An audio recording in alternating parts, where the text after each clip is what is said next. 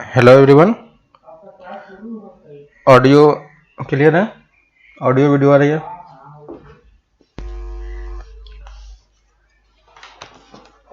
Audio आ रहा है सही से?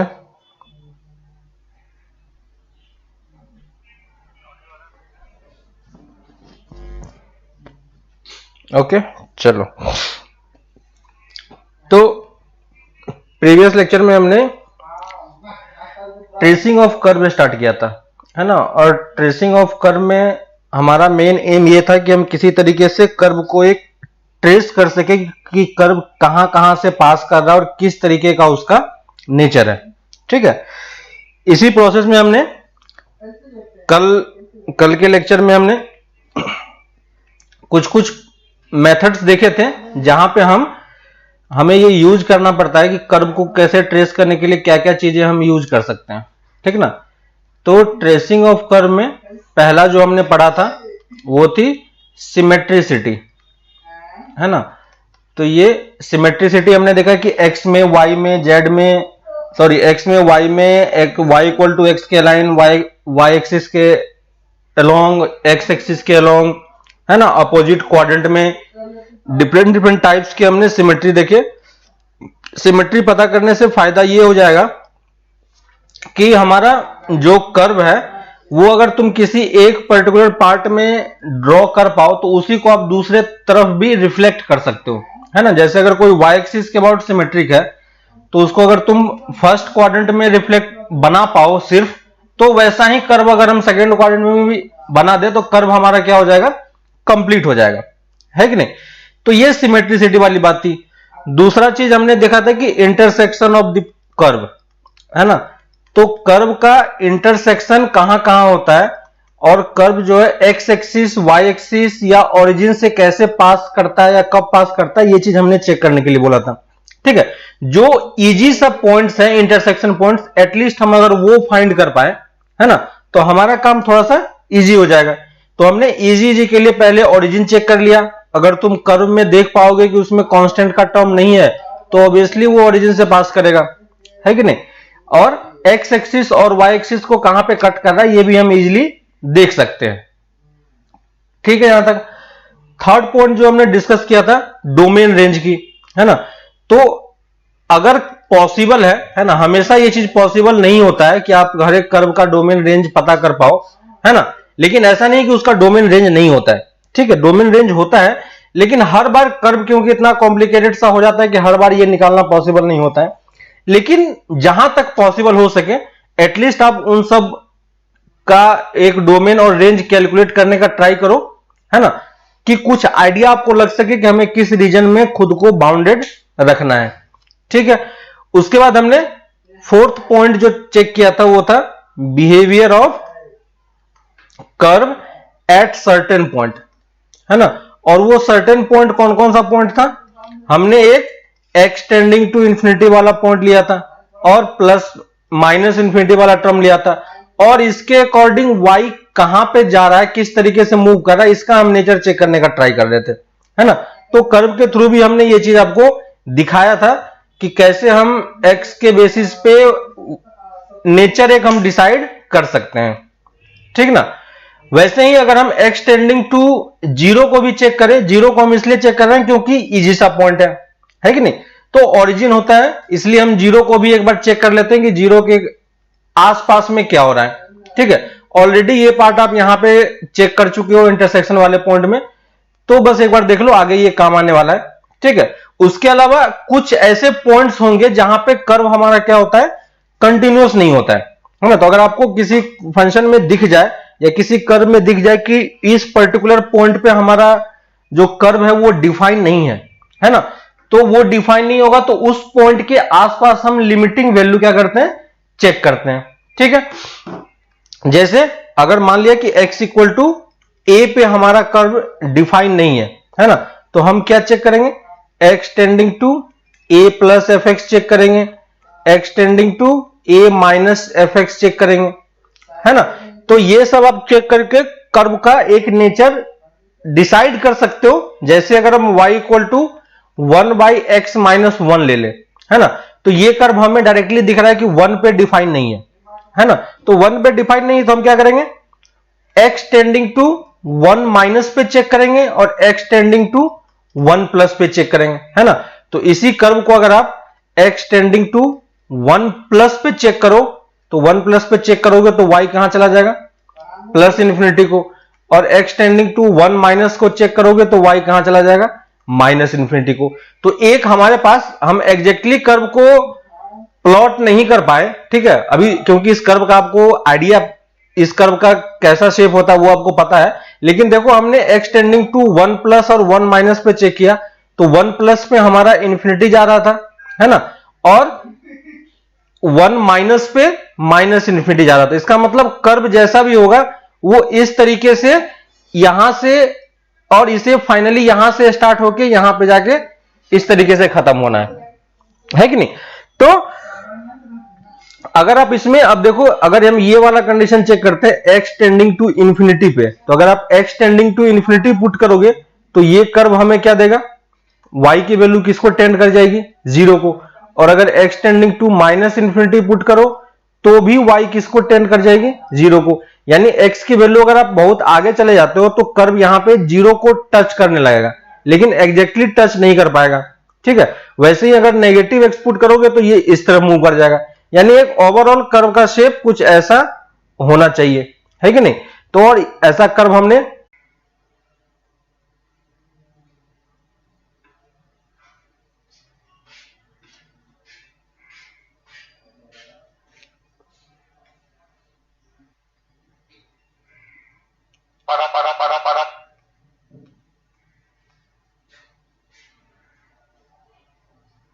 हेलो,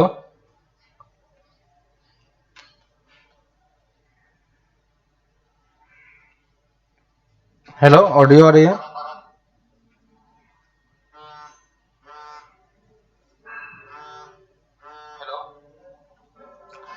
अभी सही है,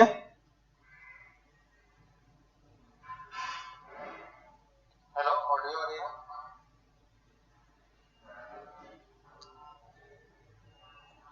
ऑडियो भी क्लियर है, अब अभी सही है। एक बार फिर से रिकनेक्ट करो, यहां से डिस्कनेक्ट हो गया था इसलिए।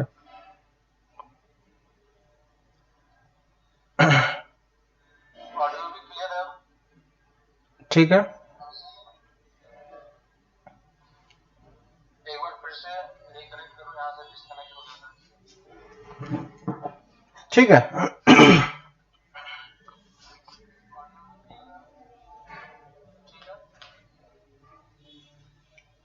अब क्लियर है,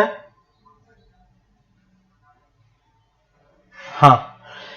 तो यहां तक हमने देखा कि कर्व को ट्रेस करने का एक ओवरऑल कुछ ना कुछ हमारे पास मेथड्स डेवलप हम लोग कर रहे हैं, ठीक है। तो इसी में हम आगे बढ़ते हैं और देखते हैं कि नेक्स्ट मेथड क्या है हमारे पास। तो नेक्स्ट मेथड है जो हमने बोला था कि कैलकुलस वाला पार्ट, अब हम यहां पे कुछ यूज करने का ट्राई करते हैं, ठीक है। तो इसके आगे जो है,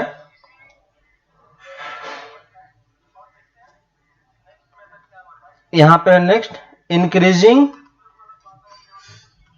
and decreasing, increasing and decreasing behaviour of curve, ठीक है।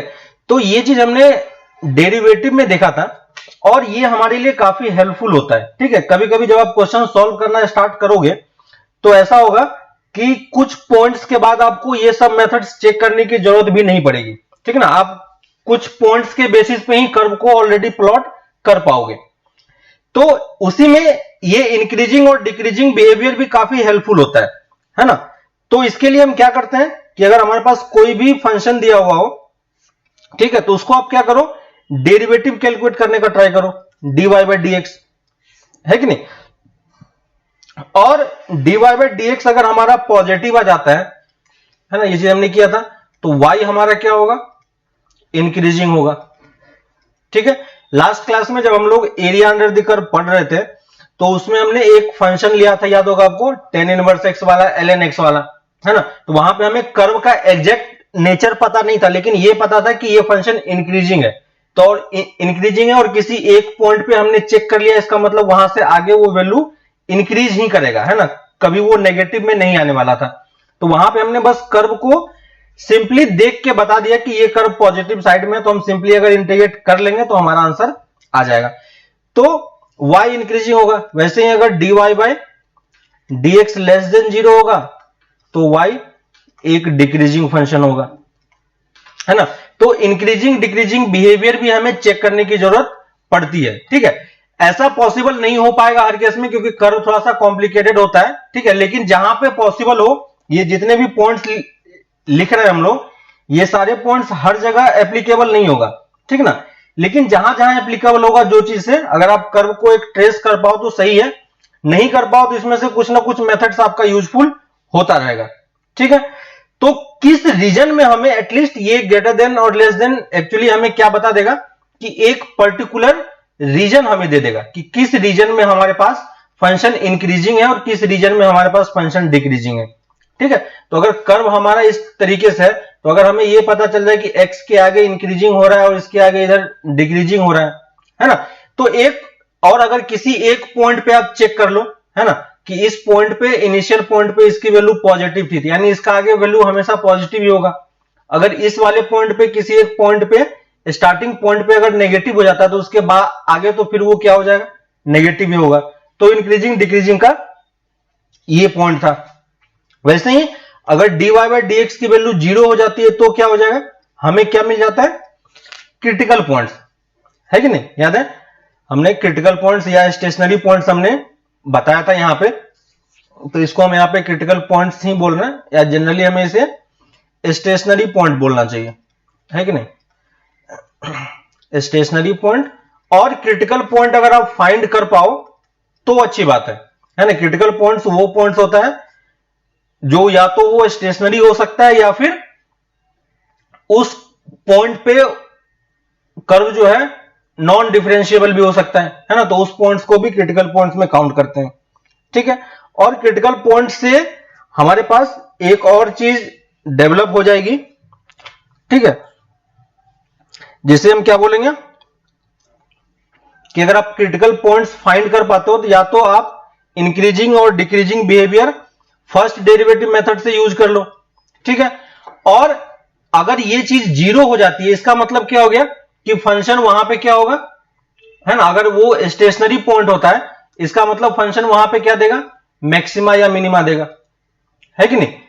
तो अगर क्रिटिकल पॉइंट्स हमें दिख जाए, पॉजिटिव या नेगेटिव नहीं मिले तो 0 होगा वो, और 0 होगा तो हम नेक्स्ट स्टेप पे पहुंच जाएंगे कि हम उसका मैक्सिमा और मिनिमा चेक करेंगे, है ना। तो हमें क्या चेक करना पड़ेगा, behaviour of curve at stationary points, behaviour of curve at stationary points, ठीक है, और क्रिटिकल पॉइंट्स। तो पॉजिटिव नेगेटिव अगर फर्स्ट डेरिवेटिव पता चल जाए तब तो अच्छी बात है। ठीक है, अगर 0 हो जाता है तो फिर हम नेक्स्ट स्टेप उस पॉइंट्स के बिहेवियर की बात बोलेंगे, और बिहेवियर का मतलब क्या हो गया, मैक्सिमा या मिनिमा, है ना। और हमने मैक्सिमा मिनिमा दो तरीके से कैलकुलेट करना सीखा था, एक था फर्स्ट डेरिवेटिव मेथड, है कि नहीं। तो अगर आप फर्स्ट डेरिवेटिव मेथड यूज करना चाहो तो फर्स्ट डेरिवेटिव मेथड यूज कर सकते हो।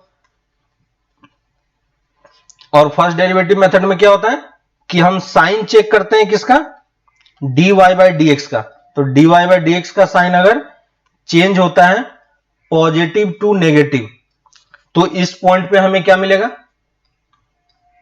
मैक्सिमा, है कि नहीं। किस पॉइंट की बात हो रही है, स्टेशनरी पॉइंट की। और अगर ये चेंज होता है नेगेटिव टू पॉजिटिव, तो उस पॉइंट पे हमें क्या मिलेगा, मिनिमा मिल जाएगा, है ना। तो अगर आप फर्स्ट डेरिवेटिव मेथड यूज करना चाहो तो फर्स्ट डेरिवेटिव मेथड आप यूज कर सकते हो, नहीं तो हमारे पास सेकेंड डेरिवेटिव मेथड ही है सेकेंड डेरिवेटिव मेथड भी है हमारे पास, है ना। तो अगर आपको सेकेंड डेरिवेटिव मेथड निकालना यूज करना है तो आप सेकेंड डेरिवेटिव मेथड यूज कर लो, है ना। क्या होगा, d square y by d x square अगर लेस देन 0 हो जाएगा तो उस पॉइंट पे हमें क्या मिलेगा, मिनिमा, है ना, सॉरी, लेस देन 0 पे हमें मैक्सिमा मिलेगा एट स्टेशनरी पॉइंट। और अगर d square y by d x square की वैल्यू ग्रेटर देन 0 हो जाती है तो इस पॉइंट पे हमें क्या मिलेगा, मिनिमा एट स्टेशनरी पॉइंट। ठीक है, तो आप ये दोनों चीजें चेक कर सकते हो उस पॉइंट पे। स्टेशनरी पॉइंट पे अगर आपके पास 0 आ जाता है तो आप उस पॉइंट का मैक्सिमा और मिनिमा चेक कर लो कि एक्चुअली में क्या उस पॉइंट पे मैक्सिमा मिनिमा मिल रहा है या नहीं मिल रहा है कि नहीं। और इसी के साथ अगर सेकेंड डेरिवेटिव भी 0 हो जाता है तब क्या करेंगे हम, है ना। तो अगर सेकेंड डेरिवेटिव 0 हो जाता है तो हम यहां से कुछ भी कंक्लूड नहीं कर पाते हैं, ठीक है, यहां के बेसिस पे हम कुछ भी कमेंट नहीं करेंगे। तो फिर हमें कहां जाना पड़ेगा, then go to first derivative method, है ना। तो जब सेकेंड डेरिवेटिव आपका, यहां पे सेकेंड डेरिवेटिव है, जब सेकेंड डेरिवेटिव आपका 0 हो जाए तो फिर से आपको फर्स्ट डेरिवेटिव मेथड पे जाना है, ठीक है। और अगर फर्स्ट डेरिवेटिव मेथड से आप साइन चेक करो, ठीक है, अगर ये दोनों साइन चेंज होता है इसका मतलब मैक्सिमा और मिनिमा देगा। लेकिन अगर साइन चेंज नहीं होता है ना, तो साइन चेंज नहीं होगा तो क्या होगा,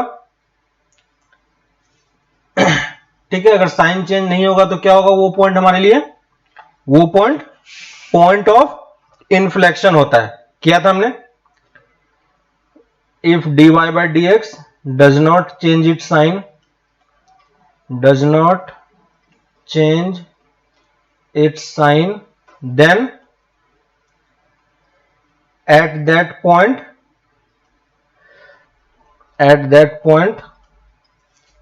or that point is called point of inflection, है कि नहीं। तो हमने ये पॉइंट ऑफ इन्फ्लेक्शन देखा था। और पॉइंट ऑफ इन्फ्लेक्शन पे एक्चुअली में होता क्या है कि कर्व अपना कर्वेचर चेंज करता है ना। तो इस क्रिटिकल पॉइंट्स पे और पॉइंट ऑफ इन्फ्लेक्शन पे क्या हो रहा होगा, कर्व चेंजेस इट्स कर्वेचर, है कि नहीं। तो कर्व अपना कर्वेचर चेंज करता है इस पॉइंट पे, क्लियर है ना। और कर्व का कर्वेचर किस शेप का होगा, ये चीज आप सेकेंड डेरिवेटिव के मेथड से भी निकाल सकते हो, ठीक है। अगर dy बाई dx की वैल्यू लेस देन 0 होती है एक पर्टिकुलर रीजन में, ठीक है, जैसे आप ये वाला चेक करोगे, हमें ये कर्व पता है कि नहीं, ये वाला कर्व हमें पता है, याद है आपको, y equal to x square. और पहले मेथड देख लेते हैं उसके बाद इस पे आते हैं। तो अगर आपका डबल डेरिवेटिव है ना, dy बाई dx स्क्वायर की वैल्यू अगर लेस देन 0 होती है तो कर्व हमारा कैसा होता है, डाउनवर्ड, ठीक है, डाउनवर्ड कर्वेचर होता है। ये हमने मैक्सिमम उसमें एप्लीकेशन ऑफ डेरिवेटिव में किया था। और D square by d x square अगर पॉजिटिव होता है तो हमारा कर्व कैसा होता है, अपवर्ड कर्वेचर होता है, ठीक है। तो अपवर्ड कर्वेचर का मतलब क्या हो गया, है ना। ये यहां पे देखो, ये जो हमने डेरिवेटिव मैक्सिमा मिनिमा कैलकुलेट किया था ये x equal to some particular points पे था। और वो पॉइंट्स कौन सा पॉइंट था, क्रिटिकल पॉइंट्स, है कि नहीं, और स्टेशनरी पॉइंट। तो ये हम स्टेशनरी पॉइंट पे साइन चेक कर रहे हैं और ये साइन हम एक पर्टिकुलर इंटरवल में चेक कर रहे हैं, ठीक है। तो ये दोनों दो चीजें हैं। यहां से हम साइन लेस देन 0 है तो हम मैक्सिमा बोल रहे हैं, मिनिमा बोल रहे हैं, लेकिन यहां पे भी लेस देन 0 है तो हम डाउनवर्ड और अपवर्ड बोल रहे हैं। लेकिन डिफरेंस ये है कि ये एक पर्टिकुलर पॉइंट पे है ना, एट स्टेशनरी पॉइंट। अगर आप डायरेक्टली बोलो तो ये सब जो हमने कैलकुलेट किया ये कहां कैलकुलेट किया, स्टेशनरी पॉइंट पे, जबकि हम ये कहां कैलकुलेट कर रहे हैं, इंटरवल में कैलकुलेट कर रहे हैं, है ना। और इंटरवल में कैलकुलेट करने का मतलब क्या हो गया कि जैसे देखो हमारे पास कर्व है y equal to x square, है ना। तो अब y equal to x square को अभी हम जितने मेथड हमने पढ़े हैं उन सारे मेथड के बेसिस पे अगर हम इसको कैलकुलेट करने का ट्राई करें तो सबसे पहले हम क्या चेक कर लेंगे कि कर्व का सिमेट्रिक है ना। तो सिमेट्रिक है तो जैसा पॉजिटिव में होगा वैसा ही y एक्सिस के अबाउट सिमेट्रिक है ना। और x टेंडिंग टू इंफिनिटी पे हमें इंफिनिटी मिल रहा है तो x tending to minus infinity पे भी हमें इंफिनिटी ही मिलेगा क्योंकि कर्व सिमेट्रिक है ना। तो अगर सिर्फ आप फर्स्ट क्वाड्रेंट में कर्व को ड्रॉ कर पाते हो तो सेकंड क्वाड्रेंट में आप उसी तरीके से रिफ्लेक्ट उसको कर दो, कोई दिक्कत नहीं है, ठीक है। दूसरी चीज हमने इंफिनिटी पे चेक कर लिया, इजी सा पॉइंट है 0 0 ओरिजिन, तो ये कर्व ओरिजिन से भी पास कर रहा है ना, क्योंकि कोई कांस्टेंट का टर्म नहीं है, क्लियर है। तो ये दो चीजें हमने इजीली चेक कर लिया। एक्स एक्सिस और वाई एक्सिस को ये सिर्फ ओरिजिन पे ही कट कर रहा है और कहीं से ये पास नहीं कर रहा है। डोमेन रेंज की बात बोले तो डोमेन इसका हम रियल नंबर निकाल सकते हैं और रेंज क्या बोल सकते हैं 0 टू इंफिनिटी। ये सब पहले कैलकुलेट किया हुआ है, यहां पे पॉसिबल था इसलिए हमने कैलकुलेट कर लिया। और कोई ऐसा पॉइंट नहीं है जहां पे ये फंक्शन डिफाइन नहीं है क्योंकि इसका डोमेन रियल नंबर है ना, यानी ये सारे एक्स के लिए डिफाइन है। तो कोई भी हमारे पास ऐसा पॉइंट नहीं मिलेगा जहां पे प्रॉब्लम होगा। अब आते हैं हम डेरिवेटिव पे, तो अगर y डैश की वैल्यू कैलकुलेट करें तो 2x होगा, है ना। और 2x की वैल्यू क्या होगी, पॉजिटिव होगी कहां पे, x ग्रेटर देन 0 के लिए, है कि नहीं।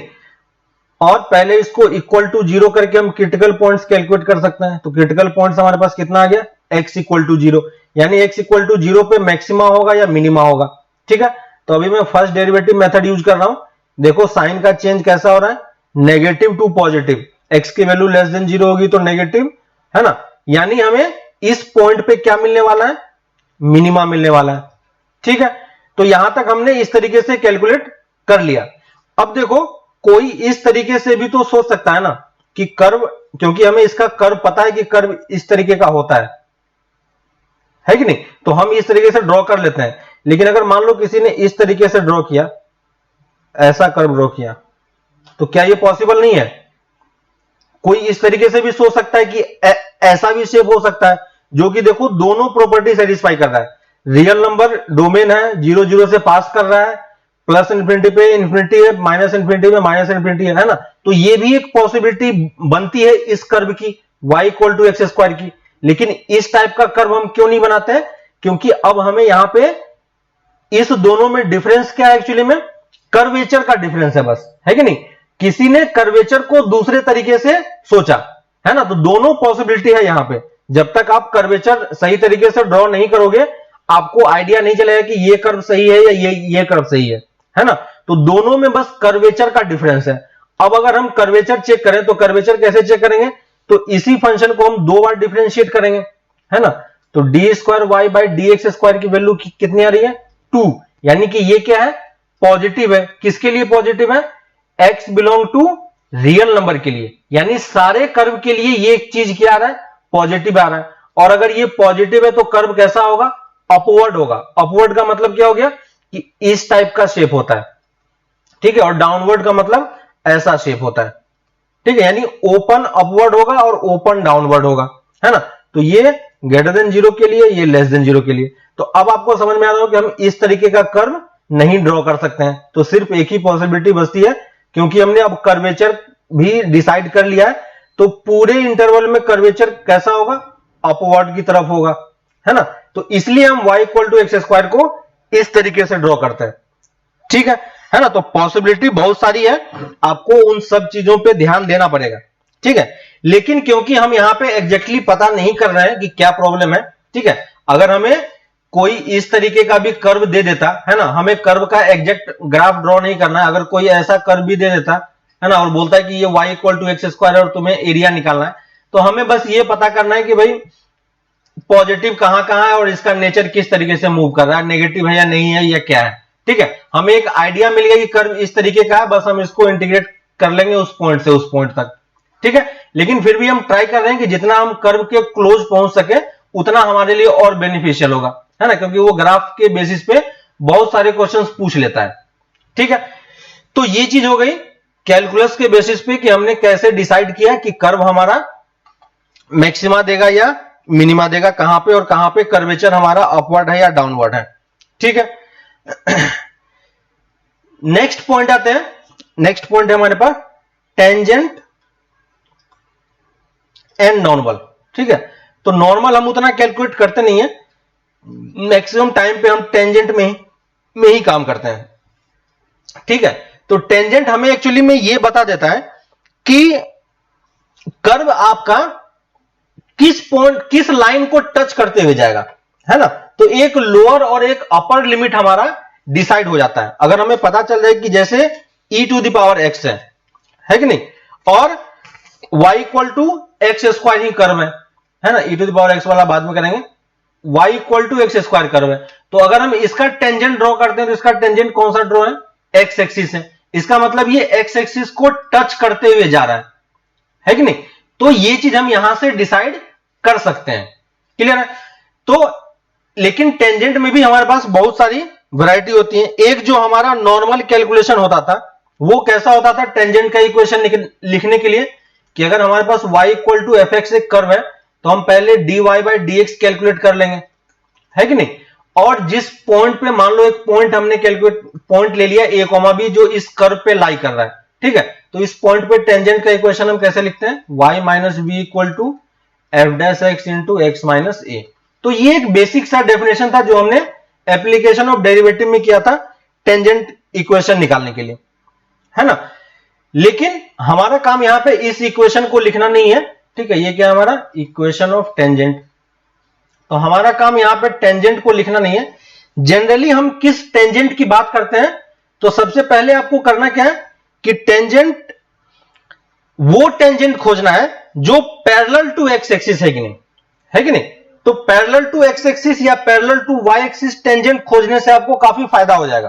ठीक है, कर्व आपका किस लाइन को टच करके ऊपर जा रहा है या किस लाइन को टच करके नीचे जा रहा है ना। अगर कोई जैसे y equal to x square वाला कर्व है और अगर ये इसको टच करते हुए जा रहा है तो आपको एक आइडिया मिल जाएगा कि ये कर्व जो है इस लाइन से ऊपर की तरफ होगा, है कि नहीं। तो ये सब पॉइंट्स हमें यहां पे डिसाइड करने में हेल्पफुल हो जाता है। तो सबसे पहली चीज हमें करना क्या है, जो हमें कैलकुलेट करना है, आपको dy by d x equal to 0 calculate करना है। ठीक है, सबसे पहले आप क्या करो, dy by d x equal to 0 करो। dy by d x equal to 0 करने से फायदा क्या हुआ कि हम सिर्फ कौन सा पॉइंट देख रहे हैं, हम कौन सा टेंजेंट देख रहे हैं जिसका स्लोप 0 है और जो पैरेलल टू y एक्सिस है। ठीक है, और इसके बाद आप क्या करो, find points where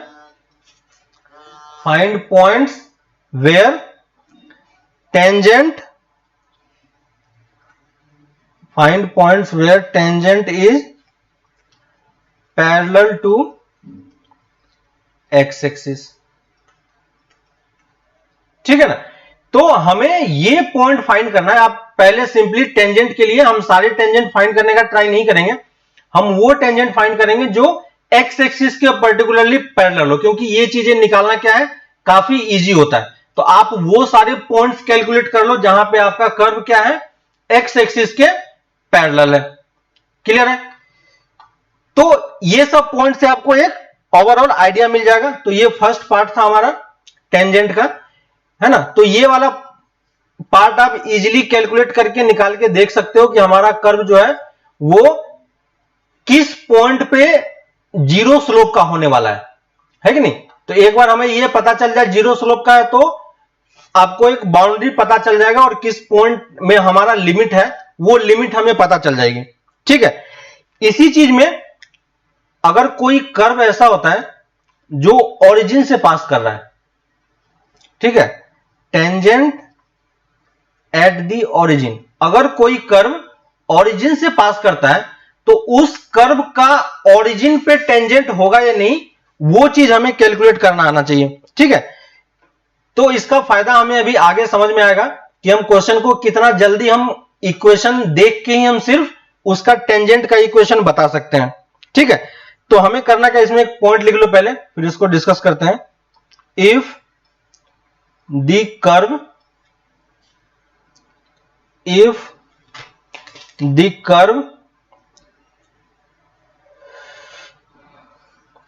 passing through the origin, if the curve passing through the origin then the equation of tangent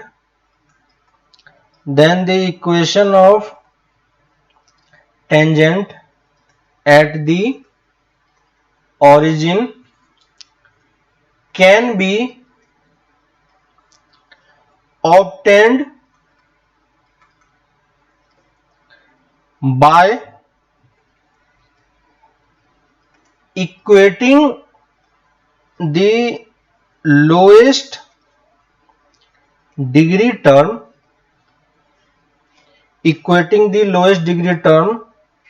of curve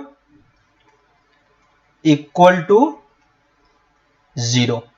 ठीक है, ये मेथड जो टेंजेंट निकालने का तरीका है ये सिर्फ किसके लिए वैलिड है, जब आपको टेंजेंट ओरिजिन पे निकालना है, और ये चीज सिर्फ कब वैलिड है, जब आपका कर्व ओरिजिन से पास कर रहा हो। ठीक है, तो अगर कोई कर्व आपका ओरिजिन से पास कर रहा है और उस कर्व का है ना, उस कर्व अगर ओरिजिन से पास कर रहा है और उस कर्व का हमें ओरिजिन पे ही टेंजेंट देखना है ना, तो हम कैसे देखेंगे, तो उसके लिए हम क्या करते हैं, देखो, तो अगर कोई कर्व हमें पता चल जाए, ठीक है, मेथड वही है जो टेंजेंट निकालने का तरीका होता है उसी तरीके से ये भी निकलता है, लेकिन एक सिंप्लीफाइड वे में ये चीज डिराइव किया हुआ है कि अगर आपको कोई कर्व ऐसा दे दे तो आप सिंपली लोएस्ट डिग्री टर्म को आपको क्या करना है, इक्वल टू 0 पुट करना है। ठीक है, तो जैसे हम लोग एग्जांपल एक देखते हैं। ठीक है, मान लो ये एक कर्व है a equal to y square equal to x square into a minus x. ठीक है, अब ये बताओ कि क्या ये कर्व ओरिजिन से पास कर रहा है या नहीं कर रहा है। पहली चीज तो हमें ये चेक करना है ना, कर्व हमारा ओरिजिन से पास करना चाहिए, तभी हम टेंजेंट एट दी ओरिजिन इस मेथड से फाइंड कर सकते हैं, और किसी मेथड में इस मेथड को यूज नहीं करना है। क्लियर? तो सबसे पहले आप क्या करो, सारे टर्म को लेफ्ट हैंड साइड में लेके आ जाओ। तो देखो a y square a x square plus x cube equal to 0 है ना, ये हमारा फाइनल इक्वेशन है। अब इस इक्वेशन में क्योंकि कोई कांस्टेंट टर्म नहीं है तो ये कर्व कहां से पास कर रहा है, ओरिजिन से पास कर रहा है कि नहीं, जो हमने स्टार्टिंग में मेथड देखा था, या ओरिजिन आप पुट करके देख लो, पासिंग थ्रू 0,0। ठीक है, तो पहला चीज हमने ये देख लिया। दूसरा चीज है, हमें इस इक्वेशन का हाईएस्ट डिग्री खोजना है कि क्या होगा। ठीक है, तो इसका हाईएस्ट डिग्री बताओ कितना होगा, इस इक्वेशन का हाईएस्ट डिग्री कितना है और इस इक्वेशन का लोएस्ट डिग्री कितना है। ठीक है, डिग्री हम ऑलरेडी पढ़ चुके हैं, तो हम इसका हाईएस्ट डिग्री और लोएस्ट डिग्री कितना बोलेंगे, बताओ इसका हाईएस्ट डिग्री और लोएस्ट डिग्री कितना होगा। Highest degree and lowest degree कितना होगा इसका, इस इक्वेशन का हाईएस्ट डिग्री कितना होगा इस कर्व का,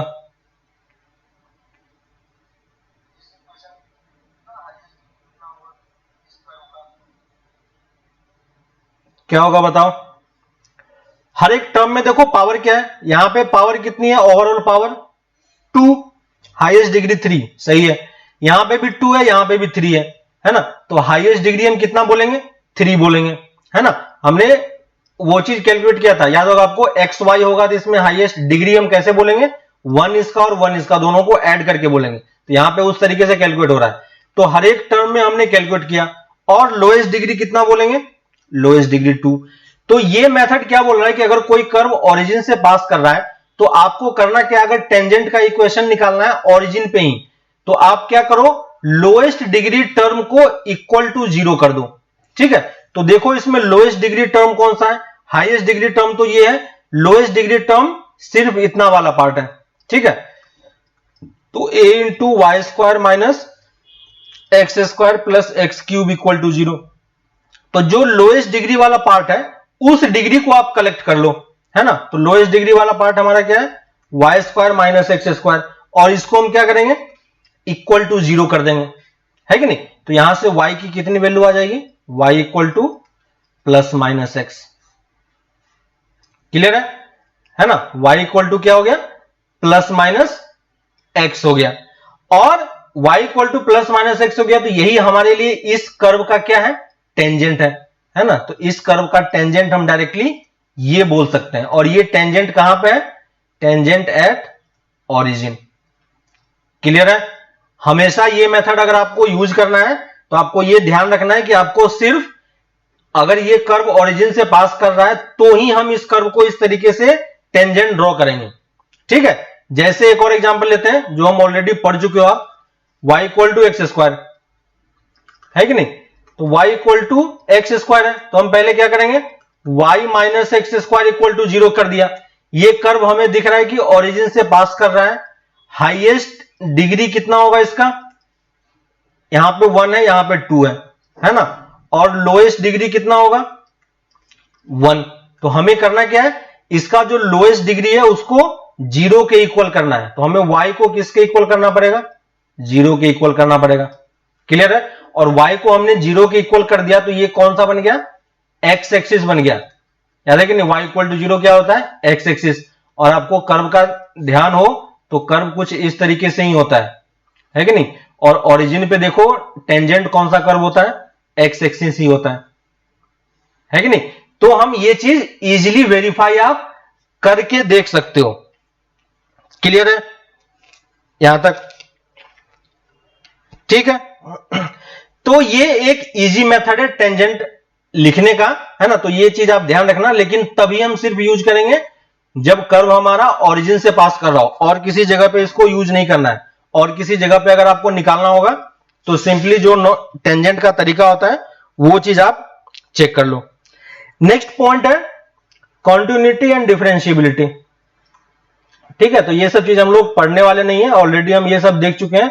लेकिन जब आप कर्व को प्लॉट करो तो एटलीस्ट इस सारे पॉइंट्स को आप एक बार ध्यान में जरूर रखो, है ना, कि हमारा पॉइंट किस पॉइंट पे कंटिन्यूअस है ना, किस इंटरवल में कंटिन्यूअस है और किस पॉइंट पे कंटिन्यूअस नहीं है ना। तो एटलीस्ट अगर आपको वो पॉइंट सारे मार्क हो जाएंगे तो अगर कंटिन्यूअस नहीं होगा तो डिफरेंशिएबल भी तो ऑब्वियसली नहीं होगा, है ना। लेकिन अगर कर्व हमारा कंटिन्यूअस हो जाता है तो एक बार डिफरेंशिएबिलिटी की भी बात करो, ताकि आपको कर्व का शार्पनेस पता चल सके कि हमारा कर्व का शार्प किस डायरेक्शन में और किस तरफ है ना।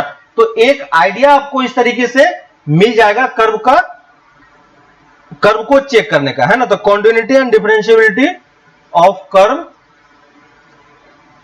इन इट्स डोमेन, है ना। तो इसके डोमेन में आप फंक्शन के डोमेन में या कर्व के डोमेन में आप कॉन्टिन्यूटी एंड डिफरेंशिएबिलिटी चेक करने का ट्राई करो। ठीक है। हमें ये नहीं बोल रहे कि चेक करना ही है, लेकिन आप एटलीस्ट ट्राई करो। अगर मिल जाता है तो अच्छी बात है, नहीं मिलता है तो ठीक है, हम कुछ और मेथड ट्राई करेंगे, है कि नहीं। एक कर्व का 2 टेंजेंट एक पॉइंट में हो सकता है, हाँ हो सकता है। ठीक है। ये चीज हम लोग आगे डिस्कस करेंगे धीरे ज्योति, है ना। वो जब हम अभी कंप्लीट नहीं हुआ है ना। जैसे ये कर्व होता है, एक ही पॉइंट पे उसके 2 टेंजेंट हो सकते हैं। ठीक है। जैसे देख लो, पॉसिबल है क्योंकि कर्व है तो ये पॉसिबल है, लेकिन फंक्शन में ये चीज पॉसिबल नहीं होता है। जैसे अगर आप एक कर्व इस तरीके से सोचो, ऐसा हमने कर्व देख लिया, ठीक है, ये इंटरसेक्शन पॉइंट है और यहां पे देखो एक टेंजेंट आप यहां पे ड्रॉ कर सकते हो, एक टेंजेंट आप यहां पे ड्रॉ कर सकते हो इस तरीके से, है ना। तो इसी पॉइंट पे इस फंक्शन के 2 टेंजेंट होते हैं, है कि नहीं। तो अगर किसी पॉइंट पे किसी फंक्शन के 2 टेंजेंट होते हैं तो इस पॉइंट को हम क्या बोलते हैं, नोड बोलते हैं, है कि नहीं। तो ये नोड वाला चीज हम लोग आगे डिस्कस करेंगे, अभी ये कंप्लीट नहीं हुआ है, ठीक है। तो वहां पे हम इसको अच्छे से और डिस्कस करेंगे। बहुत सारे पॉइंट्स होते हैं तो उन सारे पॉइंट्स को डिस्कस करेंगे, उसमें ये नोड भी आएगा, ठीक है। तो ये 7-8 पॉइंट हमने डिस्कस किए जो कर्व के नेचर को प्लॉट करने में हेल्पफुल होता है, ठीक है। कुछ पॉइंट्स आपका यूजफुल होगा, कुछ पॉइंट से किसी पर्टिकुलर कर्व में काम नहीं आएगा, है ना। तो ट्राई करो, आप जितने ज्यादा मैक्सिमम पॉइंट्स चेक कर पाओगे आपका कर्व उतना ही अच्छे तरीके से ड्रॉ हो पाएगा, है ना। बस पॉइंट यही है कि जितना आप पॉइंट्स क्रॉस चेक करोगे, वेरीफाई करते जाओगे, आपका कर्व उतना सही तरीके से प्लॉट होगा ग्राफ पे, ठीक है। लेकिन हमें उतने डिटेल में भी नहीं जाना, क्योंकि हमें किसी ने ग्राफ प्लॉट करने के लिए नहीं बोला है। हमारा मेन एम है कि किसी तरीके से हम कर्व का एक ट्रेंड पता कर सके कि कर्व किस तरीके से मूवमेंट हो रहा है, कहां पे मैक्सिमम मिनिमम क्या है, ताकि हमें एरिया कैलकुलेशन में कोई प्रॉब्लम नहीं हो। ठीक है, तो उतने पार्ट के लिए हम कर रहे हैं, लेकिन ये सारे पॉइंट्स है कि कर्व चेक कर लो तो आपका काफी इजी हो जाएगा। ठीक है, इसी में एक इंपॉर्टेंट पॉइंट है एसिम्पटोट्स। ठीक है, तो ये थोड़ा सा इंपॉर्टेंट कॉन्सेप्ट है ना, जो कि काफी जेई वगैरह में यूज होता है। डायरेक्टली इस पे क्वेश्चन नहीं आता है क्योंकि ये सिलेबस में नहीं है, लेकिन वो इसको यूज करके क्वेश्चन पूछ लेते हैं। ठीक है, तो एसिम्पटोट्स के बारे में हम लोग नेक्स्ट क्लास में डिटेल में थोड़ा सा डिस्कस करेंगे इसको, कि एसिम्पटोट्स क्या होता है और कैसे निकलता है। और उसके बाद कुछ इंपॉर्टेंट पॉइंट्स होते हैं कर्व पे, जैसे पॉइंट ऑफ इन्फ्लेक्शन है ना, क्रिटिकल पॉइंट्स हो गया। उसी तरीके से एक ही पॉइंट से कर्व 2 बार क्रॉस करता है, 3 बार क्रॉस करता है, 4 बार क्रॉस करता है ना, तो उस टाइप के मल्टीपल पॉइंट्स उसको बोलते हैं, है ना। तो उस पॉइंट्स के बारे में डिस्कशन करेंगे, है ना, और उन सारे पॉइंट्स पे कर्व कैसे टेंजेंट ड्रॉ होता है उन सब के बारे में भी एक बार हम लोग देखेंगे। और फिर हम लोग ढेर सारे एग्जाम्पल के थ्रू कर्व का प्लॉटिंग करके देखेंगे कर्व प्लॉट हम लोग कर पा रहे हैं कि नहीं। ठीक है, तो नेक्स्ट क्लास में हम लोग ये एसिम्पटोट्स को और अच्छे तरीके से डिस्कशन करेंगे। ठीक है, तब तक आप लोग एरिया अंडर द कर्व का जो शीट मिला है उस शीट को कंप्लीट करो, और जो मटेरियल वाला शीट है उस शीट को भी आप अच्छे तरीके से सॉल्व अभी कर सकते हो। ठीक है, आप लोग स्टार्ट कर दो तो उसमें से आपसे मैक्सिमम क्वेश्चन सॉल्व होने लगेगा। ठीक है, चलो फिर तो यहां पे इसको कंप्लीट करते हैं। नेक्स्ट क्लास में हम लोग फिर इसी को आगे कंटिन्यू करेंगे एसिम्पटोट्स के साथ। ठीक है, इंपॉर्टेंट कॉन्सेप्ट है तो उसको हम थोड़ा सा अच्छे से और डिटेल में डिस्कशन करेंगे। ठीक है, फिर मिलते हैं हम लोग नेक्स्ट क्लास में, तब तक आप लोग असाइनमेंट्स कंप्लीट करते रहो। ठीक है, चलो बाय।